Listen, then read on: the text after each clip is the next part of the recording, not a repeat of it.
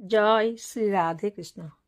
শ্রীকৃষ্ণ বার্তা চ্যানেলের পক্ষ থেকে সকল ভক্তবৃন্দকে জানাই সশ্রদ্ধ প্রণাম।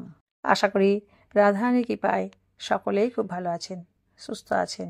আমাদের আজকের আলোচনার বিষয় শ্রীমদ্ ভগবদ গীতার 2য় অধ্যায় সাংখ্যযোগ এর 31 নম্বর শ্লোক থেকে 35 নম্বর শ্লোক অর্থসহ পাঠ এবং সেই সঙ্গে শ্রী শ্রী গীতা মাহাত্ম্য 81 নম্বর শ্লোক থেকে 85 নম্বর শ্লোক অর্থসহ পাঠ।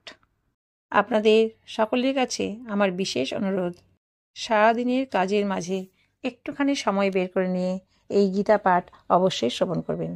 কারণ শাস্ত্রে বলে পাঠ করতে না পারলেও যদি শ্রবণ করা যায় তাহলেও পাঠ করার মতোই ফল পাওয়া যায়। শুরু করছি আজকের গীতা পাঠ। অর্জুনের মনে আত্মীয় স্বজন বধের শোক ছিল এবং গুরুজনদের বধ করায় পাপের ভয় ছিল। অর্থাৎ তার দুঃখ ছিল এই যে আত্মীয়দের মৃত্যু হলে তাদের জন্য ইহলোকে শোক হবে, এবং ভয় ছিল যে পরলোকে পাপের জন্য নরকাদি দুঃখ ভোগ করতে হবে। তাই ভগবান অর্জুনের শোক অপসারণ করার নিমিত্ত 11 শ্লোক থেকে 30তম শ্লোক পর্যন্ত বলেছেন, এবং এখন অর্জুনের পাপের ভয় দূর করার জন্য ক্ষাত্রধর্ম বিষয় নিয়ে পরের প্রকরণটি শুরু করেছেন। 31 নম্বর শ্লোক। স্বধর্মম ওপি চ অবেক্ষ ন বিকম্পিতুম অর্হসি ধর্মাৎ হি যুদ্ধাৎ শ্রেয় অন্নাৎ ক্ষত্রিয়াসা না বিদ্যাতে।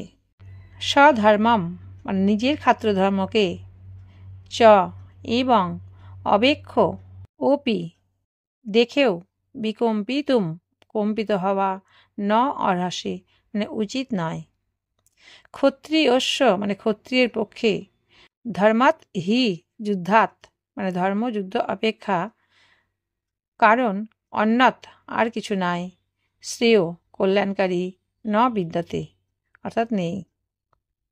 31 নম্বর শ্লোকের অর্থ হচ্ছে, স্বধর্মের দিকে লক্ষ্য রেখেও তোমার শিহরিত হওয়া অর্থাৎ কর্তব্যকর্ম হতে বিচলিত হওয়া উচিত নয়, কারণ ক্ষত্রিয়ের পক্ষে ধর্মযুদ্ধ অপেক্ষা আর কিছুই কল্যাণকারী কর্ম নেই। প্রথম দুটি শ্লোকে যুদ্ধ থেকে যে লাভ হতে পারে তার বর্ণনা করা হয়েছে। স্বধর্মম ওপি চ অবেক্ষ ন বিকম্পিতুম অর্হসি এর অর্থ হচ্ছে, জীব স্বয়ং পরমাত্মার অংশ। এটি যখন শরীরের সঙ্গে একাত্ম হয়ে যায় তখন এই স্বকে অর্থাৎ নিজেকে যা বলে মেনে নেয় সেইটিকে তার কর্তব্য স্বধর্ম বলা হয়। যেমন কেউ নিজেকে ব্রাহ্মণ, ক্ষত্রিয়, বৈশ্য বা শূদ্র বলে মনে করে, তখন নিজ বর্ণ অনুযায়ী কর্তব্য পালন করাই হলো তার স্বধর্ম। কেউ নিজেকে শিক্ষক বা কর্মী বলে মনে করলে শিক্ষক বা কর্মীর কর্তব্য পালন করাই তো তার স্বধর্ম। কেউ নিজেকে যদি কারো পিতা বা পুত্র বলে মনে করে তাহলে পুত্র বা পিতার প্রতি কর্তব্য পালন করাই তার স্বধর্ম। এই স্থানে ক্ষত্রিয়দের কর্তব্যকর্মকে ধর্ম নামে বলা হয়েছে। ক্ষত্রিয়ের মুখ্য কর্তব্যকর্ম হল যুদ্ধে বিমুখ না হওয়া। অর্জুন ক্ষত্রিয়, সুতরাং যুদ্ধ করা তার স্বধর্ম। সেই জন্য ভগবান বলেছেন যে যদি স্বধর্ম অনুযায়ী দেখা যায় তাহলেও ক্ষাত্রধর্ম অনুযায়ী তোমার পক্ষে যুদ্ধ করা কর্তব্য। নিজ কর্তব্য হতে তোমার কখনো বিমুখ হওয়া উচিত নয়। ধর্মাৎ হি যুদ্ধাৎ শ্রেয় অন্নাৎ ক্ষত্রিয়াসা না বিদ্যাতে। ধর্মযুদ্ধ ব্যতি রেখে ক্ষত্রিয়ের আর কোনো কল্যাণকারী কর্ম নেই। অর্থাৎ ক্ষত্রিয়ের পক্ষে নির্দিষ্ট কর্তব্যের অনুষ্ঠান করাই তার প্রধান কাজ। এই রূপেই ব্রাহ্মণ, বৈশ্য এবং শূদ্রেরও নিজ নিজ কর্তব্যকর্ম করা ব্যতীত অন্য কোনো কল্যাণকারী কর্ম নেই। 7ম শ্লোকে অর্জুন প্রার্থনা করেছিলেন যে আপনি আমার পক্ষে যেটি নিশ্চিত রূপে শ্রেয় সেটি বলুন। তার উত্তরে ভগবান বলছেন যে শ্রেয় হয় নিজ ধর্ম পালন করলে। যে কোনো কারণেই হোক না কেন নিজ ধর্ম পরিত্যাগ করা কল্যাণকারক নয়। সুতরাং যুদ্ধরূপ ধর্ম হতে তোমার বিমুখ হওয়া উচিত নয়। দেহ দেহির পার্থক্য বর্ণনা করার পরে ভগবান এই শ্লোক থেকে 38তম শ্লোক পর্যন্ত দেহির স্বধর্ম পালনের বর্ণনা করেছেন। কেননা দেহ দেহির পার্থক্য জ্ঞান থেকে যে তত্ত্ব লাভ হয় তা দেহের সদুপযোগ ও স্বধর্ম পালনের দ্বারাও পাওয়া সম্ভব।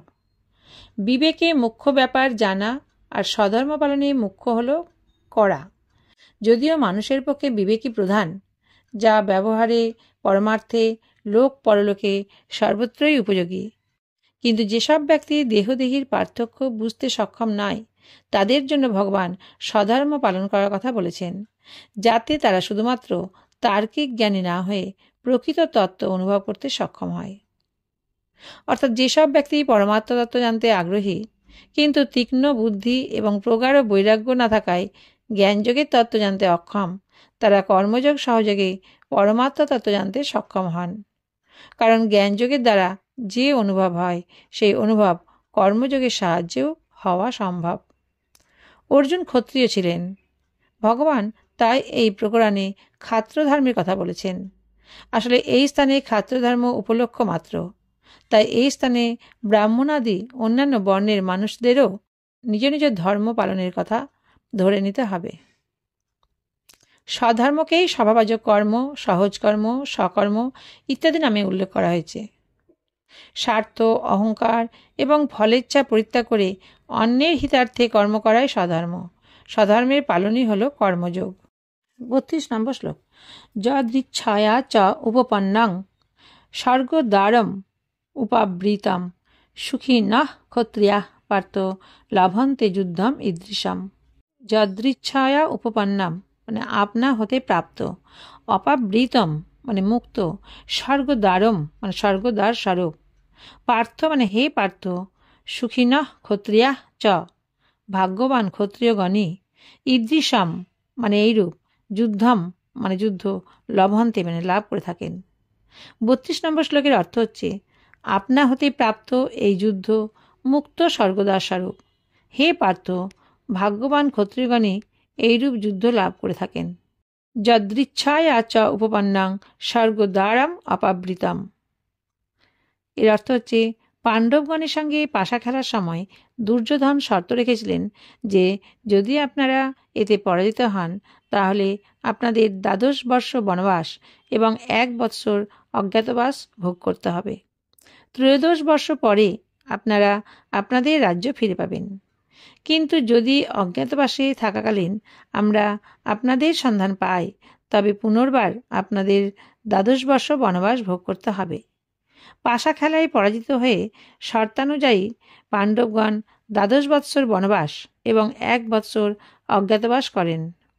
তারপরে যখন তারা শর্ত অনুসারে নিজেদের রাজ্য ফেরত চাইলেন, দুর্যোধন উত্তর দিলেন যে বিনা যুদ্ধে সূচাগ্র মেদিনীও আমি দেব না।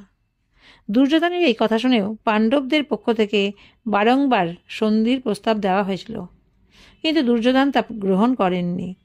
সেই জন্যই ভগবান অর্জুনকে বলেছেন যে এই যুদ্ধ আপনা হতেই তোমরা প্রাপ্ত হয়েছ। স্বাভাবিকভাবে প্রাপ্ত ধর্মীয় যুদ্ধে যে ক্ষত্রিয় শৌর্যবীর্যের সঙ্গে সম্মুখীন হয় ও মৃত্যুবরণ করে তার জন্য স্বর্গদ্বার উন্মুক্ত থাকে। সুখিনঃ ক্ষত্রিয়াঃ পার্থ লভন্তে যুদ্ধম ঈদৃশম। এর মানে হচ্ছে, এইরূপ ধর্মীয় যুদ্ধ যে প্রাপ্ত হয়েছে সেই ক্ষত্রিয় দারুণ সুখী মানুষ। এখানে সুখী বলার অর্থ নিজ কর্তব্য পালন করায় যে সুখ, সেই সুখ সামান্য সংসার সুখ ভোগ দ্বারা পাওয়া যায় না। জাগতিক ভোগ সুখ তো পশুপক্ষীরাও পেয়ে থাকে। অতএব যিনি কর্তব্য পালন করার সুযোগ পেয়েছেন তাকে ভাগ্যবান বলে মনে করা উচিত। যুদ্ধ না করলে কি ক্ষতি হয় পরবর্তী 4টি শ্লোকে ভগবান তার বর্ণনা করেছেন। অথ চেত তম ইমাম ধর্মং সংগ্রামং ন করিষ্যাসি তত স্বধর্মং কীর্তিং চ হিত্বা পাপম অবাপ্স্যসি। অথ চেত মানে আর যদি, তম ইমাম তুমি এই, ধর্মম সংগ্রামং ধর্মযুদ্ধ, ন করিষ্যাসি না করো, তত তাহলে, স্বধর্মং মানে স্বধর্ম, কীর্তিং মানে কীর্তি, চ হিত্বা মানে পরিত্যাগ করে, পাপম অবাপ্স্যসি মানে পাপ যুক্ত হবে। 33 নম্বর শ্লোকের অর্থ হচ্ছে, আর যদি তুমি এই ধর্মযুদ্ধ না করো তাহলে স্বধর্ম ও কীর্তি ত্যাগ করে পাপের ভাগী হবে। অথ চেত তমিমং ধর্মং সংগ্রামং না করিষ্যাসি। এর অর্থ হচ্ছে, তুমি যুদ্ধ না করেও থাকতে পারবে না, নিজ ক্ষাত্র স্বভাবের পরবশ হয়ে তুমি যুদ্ধ করবেই। কিন্তু যদি এরূপ মনেও করা যায় যে তুমি যুদ্ধ করবে না, তাহলে তোমার দ্বারা ক্ষাত্রধর্ম পরিত্যক্ত হবে। ক্ষাত্রধর্ম পরিত্যাগ করলে তোমার পাপ হবে এবং তোমার কীর্তিও নষ্ট হবে। আপনা হতে প্রাপ্ত এই ধর্মরূপ কর্তব্য ত্যাগ করে কি করবে? নিজ ধর্ম পরিত্যাগ করলে তোমাকে পরধর্ম স্বীকার করতে হবে, তাতে তোমার পাপ হবে। যুদ্ধ পরিত্যাগ করলে অন্য ব্যক্তিরা মনে করবে যে অর্জুনের মতো যোদ্ধাও মৃত্যু ভয়ে ভীত, এতে তোমার কীর্তি নষ্ট হবে। 34 নম্বর শ্লোক।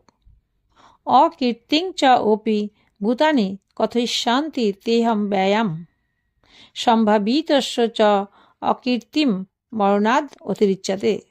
চ ভূতানি মানে এবং সকল প্রাণী, ওপি তে মানে তোমার, অব্যায়াম মানে চিরকাল, অকীর্তিম মানে অকীর্তি, কথয়িষ্যন্তি মানে বলতে থাকবে, অকীর্তি মানে এই অকীর্তি, সম্ভাবিতাস্য মানে সম্মানিত ব্যক্তির পক্ষে, মরণাৎ চ মৃত্যুর থেকেও, অতিরিচ্যাতে মানে দুঃখদায়ক হয়। 34 নম্বর শ্লোকের অর্থ হচ্ছে সকল প্রাণী চিরকাল তোমার অকীর্তির কথা বলতে থাকবে। এই অকীর্তি সম্মানিত ব্যক্তির পক্ষে মৃত্যুর থেকেও দুঃখদায়ক হয়। অকীর্তিং চ ওপি ভূতানি কথয়িষ্যন্তি তে অব্যয়াম। এর অর্থ হচ্ছে মনুষ্য, দেবতা, যক্ষ, রাক্ষস ইত্যাদি যে সমস্ত প্রাণীর তোমার সঙ্গে কোনো সম্পর্ক নেই, অর্থাৎ যাদের সঙ্গে তোমার মিত্রতা নেই বা শত্রুতাও নেই, এরূপ সাধারণ প্রাণীও অপকীর্তি ও অপযশ সম্পর্কে বলে বেড়াবে যে দেখো অর্জুন কিরূপ ভীরু, সে নিজ ক্ষাত্রধর্ম থেকে বিমুখ হয়েছে, সে এত বড় যোদ্ধা কিন্তু যুদ্ধের সময় তার কাপুরুষতা প্রকটিত হয়ে গেল, যা আগে অন্য কেউ জানত না, ইত্যাদি। তে বলার অর্থ হলো যে স্বর্গ, মর্ত এবং পাতালেও যার এত প্রভাব, অতএব তোমার অকীর্তিও সেই রূপই হবে। অব্যায়াম বলার অর্থ হলো এই যে ব্যক্তি তার শ্রেষ্ঠত্বের জন্য যত বেশি প্রসিদ্ধ হন, তার কীর্তি বা অপকীর্তিও ততই বেশি স্থায়ী হয়।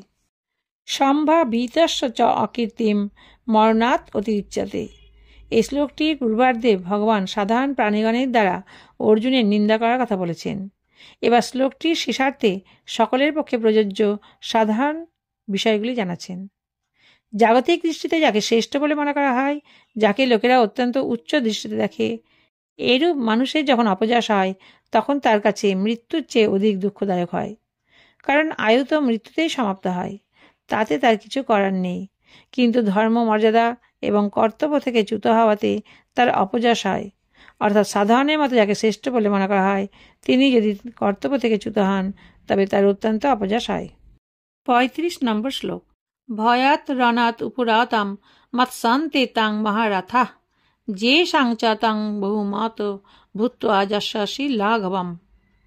চ মহারথা মানে এবং মহারথীগণ, মৎসন্তে মানে মনে করবেন, তাম ভয়াত ভয়বশত তুমি, রূপা রণাত উপরতম যুদ্ধে বিরত হচ্ছ, যে সাম যাদের, তম তুমি, বহু মতঃ মানে বহুজনের মান্য ব্যক্তি, ভূত্বা মানে হয়েছিলে, লাঘবম মানে লঘুত্ব, যশস্বী মানে প্রাপ্ত হবে।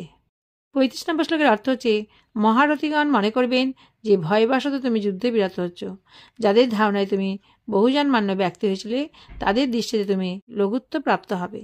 ভয়াত রণাত উপরাতাং মৎসন্তে তাং মহারানা। এর অর্থ হচ্ছে তুমি মনে করছো যে তুমি শুধুমাত্র নিজ কল্যাণের জন্য যুদ্ধ থেকে বিমুখ হচ্ছ, কিন্তু যদি তাই হতো এবং যুদ্ধকে তুমি পাপ বলে মনে করতে, তবে প্রথম থেকেই তুমি নির্জনে থেকে ভজন মনন করতে এবং যুদ্ধে তোমার প্রবৃত্তি হতো না। কিন্তু তুমি একান্তে না থেকেই যুদ্ধে প্রবৃত্ত হয়েছ। এখন যদি তুমি যুদ্ধে নিবৃত্ত হও তাহলে বড় বড় রথী মহারথীগণ মনে করবেন যে যুদ্ধে নিহত হবার ভয়েই অর্জুন যুদ্ধে নিবৃত্ত হয়েছে। সে যদি ধর্ম নিয়ে বিচার বিবেচনা করত তবে যুদ্ধে নিবৃত্ত হতো না, কারণ যুদ্ধ করা ক্ষত্রিয়ের ধর্ম। সুতরাং অর্জুন মৃত্যু ভয়েই যুদ্ধে নিবৃত্ত হচ্ছে। যে সাং চ তাং বহু মত ভূত্বা যশস্বী লাঘবম। এর অর্থ হচ্ছে ভীষ্ম, দ্রোণাচার্য, কৃপাচার্য, শল্য প্রমুখ যত বড় বড় মহারথী আছেন তাদের দৃষ্টিতে তুমি বহুমান্য হয়ে রয়েছ, অর্থাৎ তাদের মনে এই বিশ্বাস আছে যে যুদ্ধ করার ক্ষেত্রে নামী যোদ্ধা তো অর্জুনই। যুদ্ধে অনেক দৈত্য, দেবতা, গন্ধর্বকেও সে পরাজিত করেছে। যদি এখন তুমি যুদ্ধে বিরত হও তাহলে ওই সব মহারথীর কাছে তুমি লঘুত্ব প্রাপ্ত হবে, অর্থাৎ তাদের দৃষ্টিতে তোমার পতন হবে। এতক্ষণ আমি শ্রীমদ্ ভগবদ গীতার 2য় অধ্যায় সাংখ্যযোগ এর 31 থেকে 35 নম্বর শ্লোক অর্থসহ পাঠ করলাম। এখন আমি শ্রী শ্রী গীতা মাহাত্ম্য পাঠ করছি। 81 নম্বর শ্লোক। বাচকাং পূজায় ভক্তা দ্রব্য বস্ত্র দুপস্করাই অনেকই বহুধা প্রীত্বা তুষ্টতাং ভগবান হরি। যিনি গীতা পাঠ করেন তাহাকে রত্নাদি সহ বহুবিধ ভোজ্যদ্রব্য দিয়া পূজা করিলে ভগবান তাহাতে সন্তুষ্ট হন। শ্রুত উবাচ মাহাত্ম্যম এতদ্ গীতায় কৃষ্ণভোক্তং পুরাতনাম গীতান্তে পঠতে যস্তু যথোক্ত ফলভাগ ভাবেত। এই সকল কথা বলিয়া সুতমুনি পুনঃ বলিলেন, এই গীতা মাহাত্ম্য পুরাতন, ইহা ভগবান শ্রীকৃষ্ণ নিজ মুখে বলিয়াছিলেন। গীতা পাঠ করিয়া যিনি এই মাহাত্ম্য পাঠ করেন তিনি যথোক্ত ফল লাভ করিয়া থাকেন। গীতায়া পঠনং কৃত্বা মাহাত্ম্যং নৈব য পঠেত বৃথা পাঠফলং তস্য শ্রম এব উদাহৃত। যিনি গীতা পাঠ করিয়া মাহাত্ম্য পাঠ করেন না তাহার গীতা পাঠফল বৃথা, শ্রম মাত্রই সার হয়। এতৎ মাহাত্ম্যং সংযুক্তং গীতা পাঠং করতি য শ্রদ্ধয়া যঃ শৃণুত্যেব পরমাং গতিম আপনুয়াত। যিনি গীতার ব্যাখ্যা শ্রবণ করিয়া গীতার মাহাত্ম্য শ্রবণ করেন তিনি পরম গতি লাভ করিয়া থাকেন। শ্রুত্বা গীতা অর্থম যুক্তং মাহাত্ম্যং যশ্নতি চ তস্য পুণ্যফলং লোকে ভাবেত সর্বসুখাবহম। যিনি গীতার ব্যাখ্যা শ্রবণ করিয়া গীতার মাহাত্ম্য শ্রবণ করেন তাহার পুণ্যফল ত্রিলোককে সর্বসুখের কারণ হইয়া থাকে। ইতি শ্রী বৈষ্ণবীয় তন্ত্রসারী শ্রীমদ্ ভগবদ্গীতা মাহাত্ম্যং সম্পূর্ণং। এতক্ষণ আমি শ্রীমদ্ ভগবদ্গীতার 31 নম্বর শ্লোক থেকে 35 নম্বর শ্লোক অর্থসহ পাঠ করলাম এবং সেই সঙ্গে শ্রী শ্রী গীতা মাহাত্ম্য 81 নম্বর শ্লোক থেকে 85 নম্বর শ্লোক অর্থসহ পাঠ করলাম। আপনাদের যদি এই ভিডিওটি ভালো লাগে তাহলে অবশ্যই একটি সাবস্ক্রাইব করবেন। আপনারা সবাই ভালো থাকবেন, সুস্থ থাকবেন। রাধে রাধে।